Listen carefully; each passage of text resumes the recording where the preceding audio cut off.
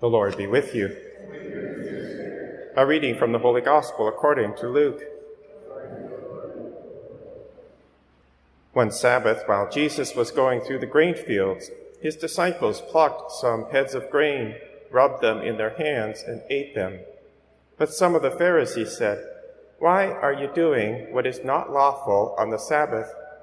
Jesus answered, "Have you not read what David did when he and his companions were hungry? He entered the house of God and took and ate the bread of the presence, which it is not lawful for any but the priest to eat, and gave some to his companions.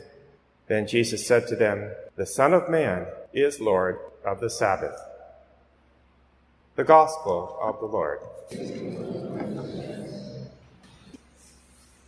In the Genesis creation account, when God created on each of the 6 days, he called it good. And on that 6th day, when he created man and woman, he called it very good. And then he rested.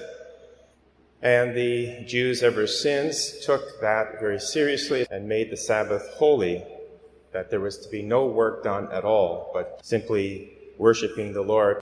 So when it came to the time of Jesus, regulations had been created around that whole theme, and it just piled on each other, and there were dozens and dozens of regulations as to what constituted work. There was a rule in the Old Testament, in Deuteronomy chapter 23, verse 26, which stated, "When you go through your neighbor's grain field, you may pluck some of the ears with your hand." That was permitted. But the Pharisees took that to the extreme and said, but Jesus is rubbing in his hands to get the grain off the ears. That constitutes harvesting, and that's contrary to the Sabbath. Now, of course, Jesus was going to use that as an opportunity to reveal the deeper things of God, because he is God. He knows the mind of the Father, and he knows that the Sabbath, yes, is important, but there's something even more important: meeting human need, particularly those who are hungry. And so Jesus is going to reveal this to the disciples, to everyone, and especially to the Pharisees. Now, the Pharisees were very concerned about this because, in their opinion, the reason Israel had suffered so dramatically through the Old Testament and their temple destroyed is because they didn't keep the Sabbath regulations.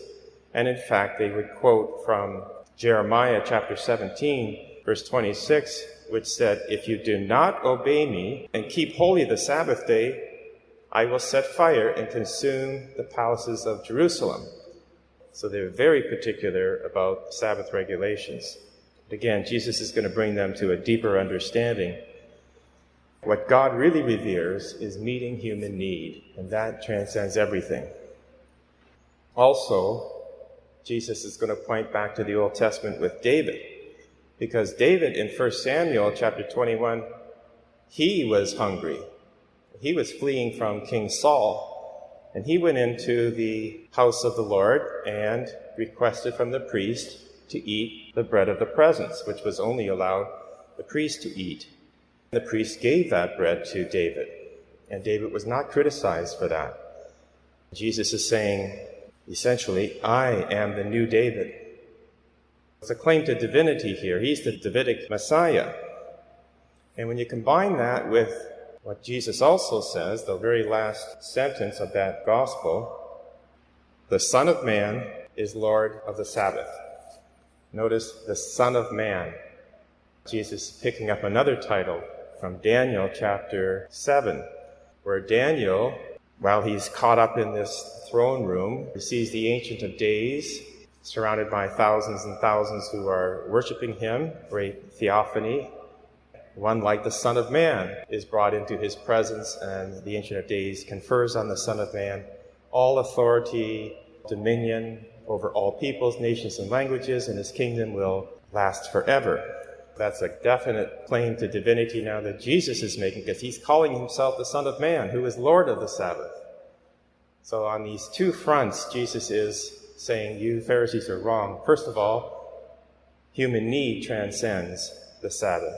Secondly, I am Lord of the Sabbath. I'm the Son of Man. I am God. And I'm also the Davidic Messiah. So all of this is contained in this beautiful gospel. One last point to be made, though. This gospel has Eucharistic overtones. Jesus takes the bread and gives it. Same Eucharistic language used in the multiplication of the loaves and fish and at the Last Supper. So again, very rich gospel we have here. Finally, let's point to Matthew chapter 25, which is the key verse, where again, human need is what is going to be judged, not whether you did it on the Sabbath or not, because on that day of judgment, in Matthew chapter 25, when the sheep and goats are brought, the only question, the only criteria, the sole question raised is, did you feed the poor, clothe the naked? Did you visit those in prison? Because whatever you did to the least of my brothers and sisters, you've done it to me. There's lots to contemplate here in this gospel. May we, first of all, respect the Sabbath, of course, but also take care of human need. Consider our brothers and sisters in need, in fact, the presence of Christ in our midst.